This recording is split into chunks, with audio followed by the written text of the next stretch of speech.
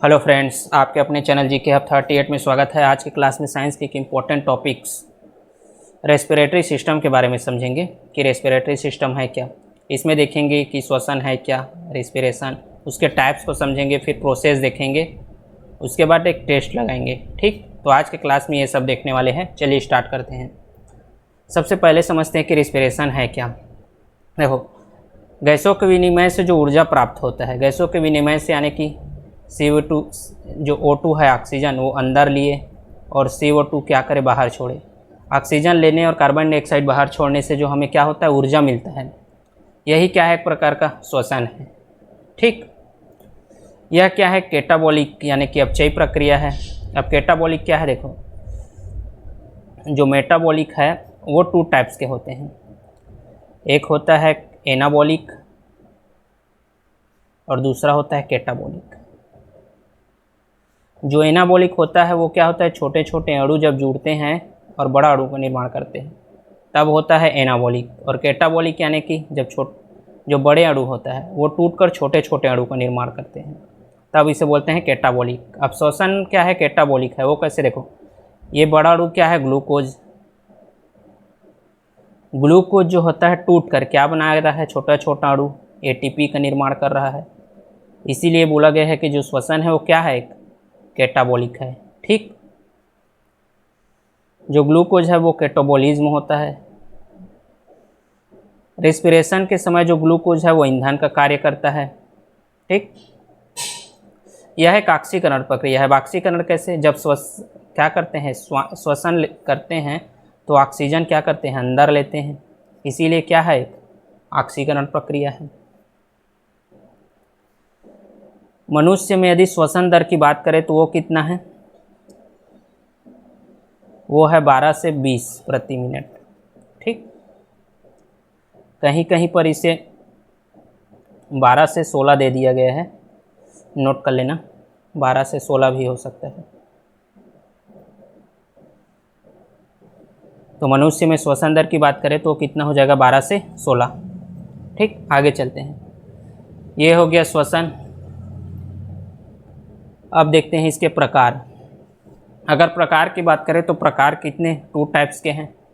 पहला है अवायवी, जिसे अनाक्षी श्वसन भी बोलते हैं, या इसे एनएरोबिक श्वसन भी बोलते हैं। दूसरा है वायवी या अक्षी श्वसन, जिसे एरोबिक श्वसन भी बोलते हैं। ठीक, तो अवायवी श्वसन और वायवी श्वसन क्या है, इसको देखते हैं। अब नाम से ही पता है, अवायवी यानी कि ऑक्सीजन की अनुपस्थिति, वायवी यानी ऑक्सीजन की उपस्थिति। अवायवी श्वसन जो होता है कोशिका द्रव्य में होता है। अब कोशिका द्रव्य क्या है, ये देखो, ये क्या है, सेल। सेल में क्या है, बहुत सारी एक ऑर्गन्स है, कोशिकांग है। ये कोशिकांग जो है पूरा ये क्या है, एक प्रकार के लिक्विड में है। इसी लिक्विड को क्या बोलते हैं, कोशिका द्रव्य, साइटोप्लाज्म बोलते हैं। और जो अवायवी श्वसन है वो इसी साइटोप्लाज्म में होता है। ठीक, जबकि जो वायवी श्वसन है वो माइटोकॉन्ड्रिया में होता है। माइटोकॉन्ड्रिया कहाँ है, यही साइटोप्लाज्म के अंदर है। ये देखो, ये छोटा छोटा जो भाग है वो होता है माइटोकॉन्ड्रिया, ये वाला। और इसी माइटोकॉन्ड्रिया में क्या होता है, वायवी श्वसन होता है और ATP बनाता है, ATP बनाता है। इसीलिए क्या बोलते हैं, इसे पावर हाउस बोलते हैं। माइटोकॉन्ड्रिया को क्या बोलते हैं, कोशिका का पावर हाउस बोलते हैं। ठीक, अब वायवी श्वसन के दौरान क्या बनता है, एथेनॉल बनता है, लैक्टिक एसिड बनता है, CO2 बनता है और ATP का निर्माण होता है। देखो, ये क्या है, ग्लूकोज। जब ग्लूकोज टूटता है तो इथाइल एल्कोहल बना, कार्बन डाइऑक्साइड बना और पायरुविक एसिड बना। यही पायरुविक एसिड जो होता है लैक्टिक एसिड बनाता है, फिर लैक्टिक एसिड। ठीक, और ATP बना है। एक्चुअल में 4 ATP बना है, लेकिन ये जो 4 में से 2 ATP होता है इसे बनाने में खर्च हो जाता है, तो बचता कितना है, 2 ATP, adeno triphosphate, adenosine triphosphate इसका फुल फॉर्म है। ठीक, तो क्या क्या बना, ethyl alcohol, carbon dioxide, lactic acid और ATP। वहीं वायवीय श्वसन में देखें तो वायवीय श्वसन में बनता है कार्बन डाइऑक्साइड बनता है, जल बनता है और एटीपी बनता है। ये देखो ग्लूकोज जब ऑक्सीजन के साथ क्रिया करेगा तो कार्बन डाइऑक्साइड, जल और एटीपी बनता है। ठीक। जो अवायवीय श्वसन है, ये जो प्रोसेस है इसको बोलते हैं ग्लाइकोलाइसिस प्रोसेस। प्रक्रिया को क्या बोलते हैं? ग्लाइकोलाइसिस। जबकि इसमें जो होता है ग्लाइकोलाइसिस तो होगा, साथ में क्रेब्स साइकिल भी होगा। 2 साइकिल द्वारा ये पूर्ण होता है। ठीक, आगे जानेंगे इसको।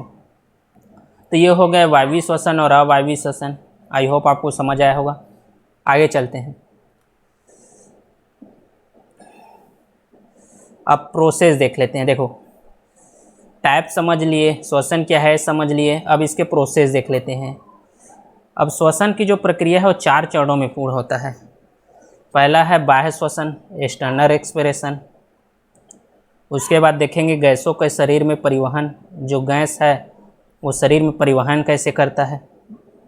उसके बाद आंतरिक श्वसन देखेंगे, जो गैस है वो शरीर के अंदर पहुंच गया तो इसे ही आंतरिक श्वसन कहते हैं। हो गया। अब आंतरिक पहुंचने के बाद जो सेलुलर श्वसन है वो देखेंगे कि जो ऑक्सीजन है वो सेल में पहुंचने के बाद बॉडी में पूरा कैसे घुलता है, किस माध्यम से जाता है, इसके बारे में समझेंगे। ठीक। तो ये 4 चरणों में पूरा होता है जो रेस्पिरेटरी सिस्टम का प्रोसेस है। एक एक कर इन सबको समझते हैं। सबसे पहले देखते हैं बाह्य श्वसन। जो बाह्य श्वसन होता है वो 2 रूपों में पूरा होता है। पहला है ब्रीथिंग और दूसरा है एक्सचेंज ऑफ गैस। ब्रीथिंग यानी कि सांस लेना और छोड़ना, इनहेल और एक्सहेल यानी कि श्वास लेना और छोड़ना। ठीक। देखो जब सांस लेते हैं तो हम क्या करते हैं, अब वायुमंडल में सिर्फ ऑक्सीजन तो है नहीं, ऑक्सीजन के साथ साथ क्या है, नाइट्रोजन है, कार्बन डाइऑक्साइड है और अदर गैस है, वो भी हमारे साथ जाता है। ठीक। तो ऑक्सीजन के साथ साथ ये अदर गैस भी हमारे माउथ में जाएगा, जिसमें नाइट्रोजन का कितना 78% जाता है, ऑक्सीजन का 21% और कार्बन डाइऑक्साइड का 0.3%। ये पूछा जाता है एग्ज़ाम में, जब सांस लेते हैं तो ऑक्सीजन कितना परसेंट लेते हैं।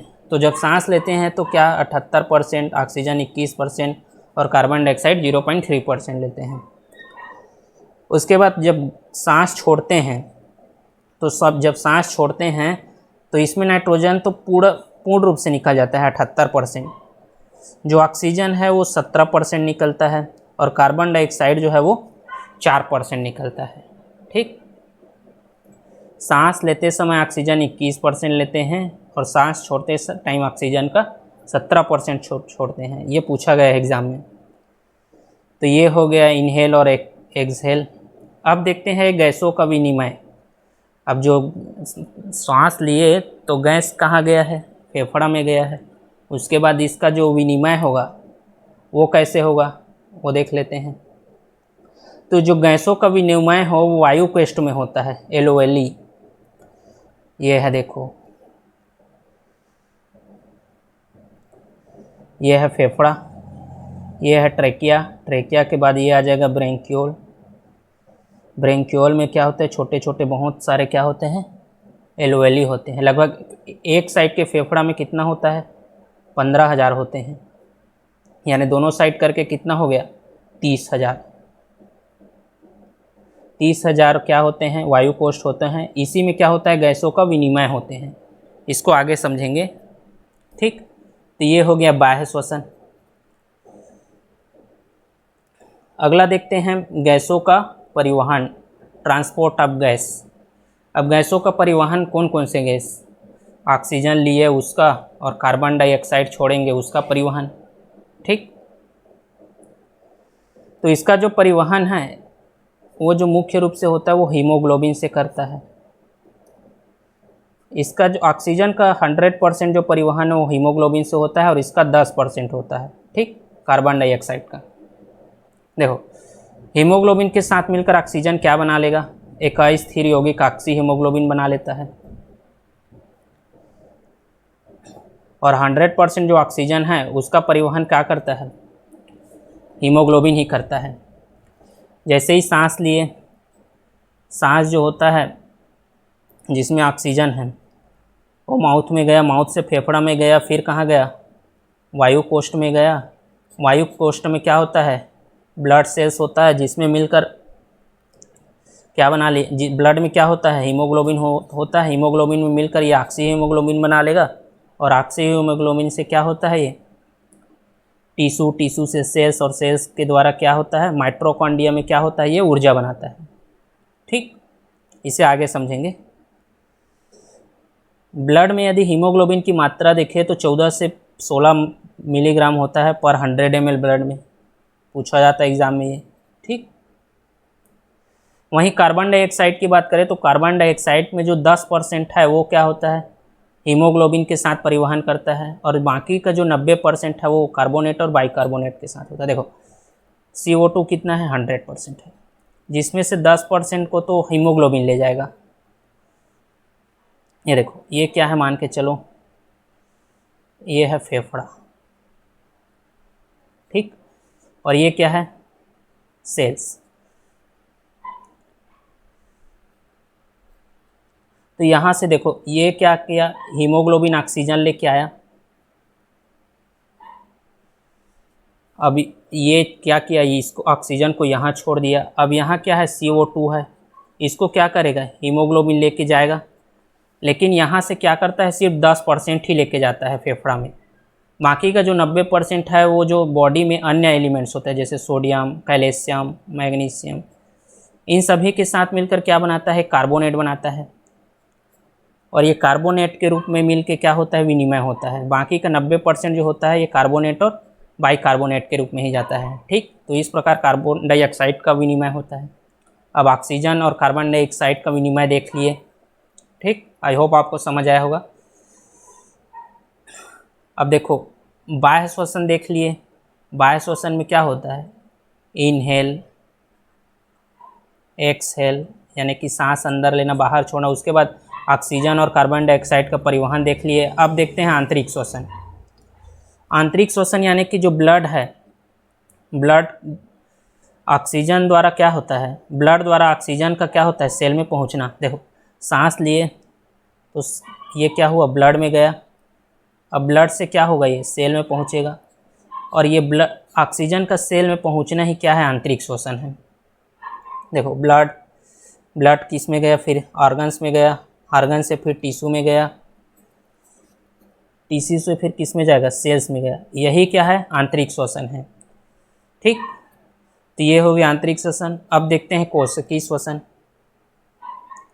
देखो बाह्य श्वसन देख लिए, अंदर छोड़ना सांस और बाहर लेना, गैसों का परिवहन देख लिए, ऑक्सीजन और CO2 का। उसके बाद आंतरिक श्वसन देख लिए, जो गैस है वो किस में पहुंच गया, सेल्स में पहुंच गया। ठीक, अब देखते हैं क्या, कोशिकीय श्वसन। तो कोशिकीय श्वसन जो होता है 2 टाइप्स में होगा, एक होता है एनएरोबिक और एरोबिक, अवायवी और वायवी। चलिए इसको समझते हैं। तो एरोबिक और एनएरोबिक, इसको देखते हैं, वायवी श्वसन, अवायवी श्वसन। ठीक, ये अनाक्सी होगा। तो अवायवी श्वसन यानी कि नाम से ही पता है ऑक्सीजन अनुपस्थित होगा या कम उपस्थित होगा। अवायवी श्वसन जो होता है कोशिका द्रव्य में है, ये पहले ही देख चुके हैं टाइप्स में। अब ये जो होता है किस में होगा, ऑक्सीजन की अनुपस्थिति और कम अनुपस्थिति में होगा। तो ऑक्सीजन की अनुपस्थिति में देख लेते हैं। देखो ऑक्सीजन की अनुपस्थिति में क्या होगा, जो ग्लूकोज है वो इथिल एल्कोहल बनाएगा और कार्बन डाइऑक्साइड बनाएगा और 56 किलो कैलोरी ऊर्जा उत्पन्न करता है। वहीं यदि ऑक्सीजन की उपस्थिति हो, थोड़ा बहुत का ऑक्सीजन की उपस्थिति होता है, तो ये क्या बनाता है, पायरुविक एसिड बनाता है और 4 ATP बनाता है। परंतु ये जो प्रोसेस बनता है इसमें क्या होता है, 2 ATP खर्च हो जाता है, तो बचता कितने हैं, 2 ATP बचता है। ठीक, इसे क्या बोलते हैं, एडिनोसिन ट्राइफॉस्फेट। तो यहाँ क्या क्या बना, इथाइल एल्कोहल बना, कार्बन डाइऑक्साइड बना, पायरुविक एसिड और ATP। अब देखो ये जो पायरुविक एसिड है ये तो ऊर्जा नहीं बना रहा है, ATP नहीं बना रहा है, यही क्या बनाएगा, फिर लैक्टिक एसिड बनाएगा। ठीक, जिसके जमाव से क्या होता है, जिसके जमाव से शरीर में क्या होता है, दर्द होता है, थकान। लैक्टिक एसिड के जमाव से ही क्या होता है, शरीर में थकान होता है। ठीक, तो ये हो गया एनएरोबिक। अब देखते हैं एरोबिक को। देखो ये प्रोसेस जो है ये ग्लाइकोलाइसिस प्रोसेस है, इसको भी नोट कर लो, ग्लाइकोलाइसिस। ये जो प्रोसेस होता है ये ग्लाइकोलाइसिस प्रोसेस से होता है। अब वायवीय श्वसन देखते हैं, एरोबिक। ये ऑक्सीजन की उपस्थिति में होगा, नाम से ही पता है। अब इसमें देखो ये क्या है, ग्लूकोज।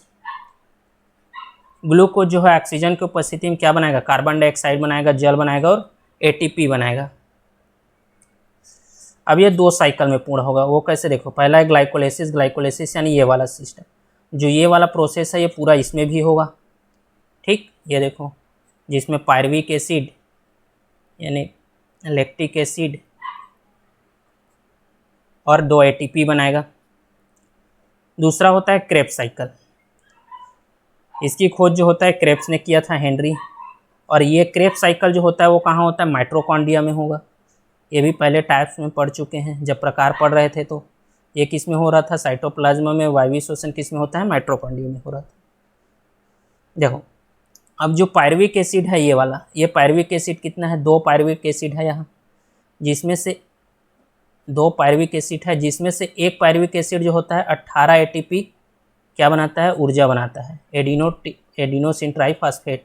अब 2 है तो कितना बनाएगा, 18 2 बार बनाएगा, यानी कि टोटल कितना, 36 बनाएगा। और 2 पहले से है, यानी टोटल कितना, वायवीय श्वसन से कितना बनता है, 38 एटीपी बनता है, यही बोला गया है। ठीक, 38 एटीपी। 2 प्रोसेस में पूरा होगा, ग्लाइकोलाइसिस और क्रेब्स। ग्लाइकोलाइसिस वाला जो अवायवीय श्वसन में हुआ है वो पूरा सेम का सेम रहेगा। ठीक, जिसमें क्या होता है, 2 पायरुविक एसिड बनता है और वो 2 पायरुविक एसिड में से एक पायरुविक एसिड जो होता है 18 एटीपी बनाएगा क्रेब्स साइकिल में जाके। ठीक, अब 2 पायरुविक एसिड है यानी टोटल कितना, 36 एटीपी बना, और 2 एटीपी पहले से है यानी टोटल कितना हो गया, 38 एटीपी हो गया। ठीक, तो ये हो गया क्या, वायवीय श्वसन। आई होप आपको समझ आया होगा। अब देखते हैं मानव में श्वसन तंत्र। तो ये हो गया क्या, जो रेस्पिरेटरी सिस्टम है ये उसका प्रोसेस हो गया। अब मानव में जो श्वसन तंत्र होते हैं उसको एक बार देख लेते हैं। देखो यह है रेस्पिरेटरी सिस्टम मानव का। ठीक, अब मानव में जो रेस्पिरेटरी सिस्टम है वो कैसे होता है ये देख लेते हैं। देखो नासा छिद्र, यहाँ से क्या हुआ, वायु गया, जिसमें क्या जाता है, कार्बन डाइऑक्साइड, ऑक्सीजन, नाइट्रोजन। ठीक, नाइट्रोजन का 78%, ऑक्सीजन का 21% और ये 0.003% गया। ठीक, नासा छिद्र से किस में जाता है, फेरिंक्स में जाता है। ये है फेरिंक्स। फेरिंक्स से ये लेरिंग्स में जाता है, ये है लेरिंग्स। ठीक, अब देखो हम जो श्वसन लेते हैं मुंह से क्यों नहीं लेते, नाक से क्यों लेते हैं, ये भी देख लो। क्योंकि नाक में क्या पता है, एक प्रकार के जो होता है फिल्टर पाया जाता है, जो क्या करते हैं, जो डस्ट रहता है उसको क्या करते हैं, फिल्टर करते हैं। इसी कारण क्या होते हैं, हम लोग नाक से श्वास लेते हैं। ठीक, अब वायु जो होता है नाक, नाक से फेरिंग्स, फेरिंग्स से किस में गया, लेरिंग्स में गया, ये है लेरिंग्स। ठीक, उसके बाद फिर ट्रेकिया, ट्रेकिया में गया। देखो ये वाला जो पार्ट्स है वो ट्रेकिया है, फेरिंग्स के आगे। ठीक, अब ये क्या होगा, 2 भागों में डिवाइड हो जाएगा, जिसे क्या बोलते हैं, ब्रांचेस बोलते हैं। ये देखो अब ट्रेकिया से फिर श्वसन और जो वायु है वो क्या, ट्रेकिया में चला गया। वहाँ से फिर कहाँ चला गया, ब्रेंक्यूल में चला गया। ये देखो ये वाला ब्रेंक्यूल है, ये जो छोटे छोटे भागों में बहुत सारे डिवाइडेड है। ब्रेंक्यूल से फिर ये आ जाता है कहाँ, एल्वेली में। ये देखो ये जो गोला गोला छोटा पार्ट दिख रहा है ना, एल्वेली, ये है, ये वाला एल्वेली। अब एल्वेली में क्या होता है, ब्लड सेल्स होता है, ब्लड सेल्स। अब जो वायु है वो कहाँ चला गया, ब्लड में चला गया। ब्लड से फिर कहाँ जाएगा, ये ऑर्गन्स में जाएगा। ऑर्गन से कहाँ जाएगा, ये टिश्यू में जाएगा। टिश्यू से कहाँ जाएगा, ये सेल्स में जाता है। ठीक, अब सेल से कहाँ जाएगा, ये सेल से ये चला जाएगा कहाँ, माइटोकॉन्ड्रिया। माइटोकॉन्ड्रिया में क्या बनाएगा, ये एटीपी बनाएगा और हमें क्या देगा, ऊर्जा देगा बॉडी को। इसीलिए माइटोकॉन्ड्रिया को क्या बोलते हैं, पावर हाउस कहते हैं। इसे क्या बोलते हैं, पावर हाउस बोलते हैं कोशिका का। ठीक, तो ये हो गया मानव का श्वसन तंत्र। आई होप आपको समझ आया होगा। तो कुछ जंतुओं में जो श्वसन अंग है उनको देख लेते हैं, क्योंकि इनसे रिलेटेड भी क्वेश्चन पूछा जाता है। पहला एविज यानी उड़ने वाला। उड़ने वाला जो पक्षी है उसमें जो होता है श्वसन वो लंग्स में होता है। मेमल्स की बात करें तो उसमें जो श्वसन होता है वो लंग्स में होता है। फिश की बात करें तो फिश में जो श्वसन होता है वो गिल्स में होता है। वहीं मेढक की बात करें यानी फ्रॉग, तो उसमें जो श्वसन होता है वो स्किन और लंग्स में होता है। यानी जब अंदर में रहे जल के अंदर तो स्किन में होगा, और जब जल के बाहर रहे तो वो लंग्स में होगा, लेकिन ज़्यादातर ये स्किन में लेता है। ठीक, वहीं अर्थवर्म यानी केचुआ की बात करें तो उसमें जो श्वसन अंग है वो है त्वचा।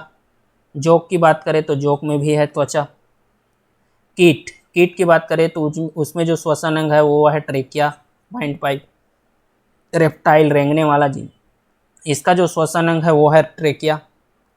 ठीक, तो ये हो गया कुछ जंतुओं के क्या है श्वसन अंग जो पूछा जाता है एग्जाम में। अब चलिए कुछ क्वेश्चन आंसर टेस्ट लगा लेते हैं। पहला क्वेश्चन है, ग्लूकोज के जल तथा CO2 के पूरा अपघटन से APT अणु उत्पन्न होता है। कितना, 11, 12, 36, 38। तो हमने देखा है क्या बना, C6H12 और O6 प्लस O2 ये बनाता है CO2 H2O, और क्या बनाता है 38 ATP बनाएगा। ठीक, यानी कि 36 तो क्या बनता है, पायरविक एसिड से बनता है, और 2 ऑलरेडी इसमें रहता है, तो इसका आंसर आ जाएगा option number D. Next question है, उपापचय के परिणाम स्वरूप ऊर्जा किस रूप में तुरंत रखी जाती है, पायरविक एसिड, ATP, ADP और ग्लूकोज। तो ये किस रूप में रखा जाता है, ATP के रूप में, एडिनोसिन ट्राइफॉस्फेट। ठीक, नेक्स्ट क्वेश्चन है, मनुष्य में निश्वासित वायु में O2 की कितनी मात्रा होती है, 4%, 17%, 10% और 20%। निश्वासित यानी कि देखो इनहेल और एक्सहेल, सांस बाहर छोड़ना और अंदर, इसमें कितना होता है 21% होता है, और इसमें कितना होता है 17%। तो यही पूछा गया है, निश्वासित कितना परसेंट है, 17। तो इसका आंसर आ जाएगा option number B. Next question है, ग्लूकोज के एक अणु में पूर्ण ऑक्सीकरण से कितने ATP बनता है, रिपीट क्वेश्चन है, इसका आंसर आ जाएगा बी, 38 ATP। श्वसन है अपचयन, उपचयन, उक्त दोनों या इनमें से कोई नहीं। तो श्वसन क्या है, एक उपचयन प्रक्रिया है, तो इसका आंसर आ जाएगा क्या, ऑप्शन नंबर बी। सॉरी, श्वसन जो है क्या है, एक अपचयन प्रक्रिया है, तो इसका आंसर आ जाएगा option number A. Next question है, मछली निम्नलिखित में से किससे सांस लेता है, ऑप्शन है फेफड़ा, त्वचा, गिल या पंख। तो जो मछली है किससे लेता है, गिल से, तो इसका आंसर आ जाएगा ऑप्शन नंबर सी। तो ये हो गया कुछ क्वेश्चन। ठीक, आई होप आपको समझ आया होगा। तो यहाँ वीडियो समाप्त करते हैं। Thank you.